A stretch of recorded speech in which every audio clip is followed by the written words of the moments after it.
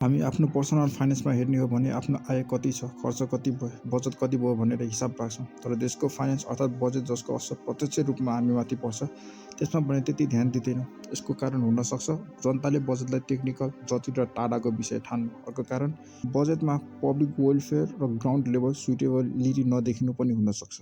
हरेक वर्ष जेठ 15मा बजेट आउँछ, छलफल हुन्छ, पास हुन्छ, तर जनतामा खासै चर्चा हुँदैन। र सोचौँ बजेट भनेको के हो? यो त देशको आम्दानी, खर्च, कर, ऋण र हाम्रो भविष्य कसरी चल्छ भन्ने निर्णय हो।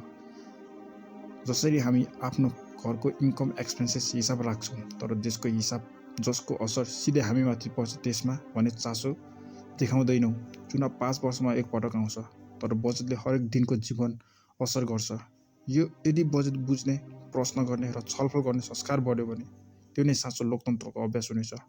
भोट मात्र होइन, बजेटमा चासो पनि नागरिकको जिम्मेवारी हो।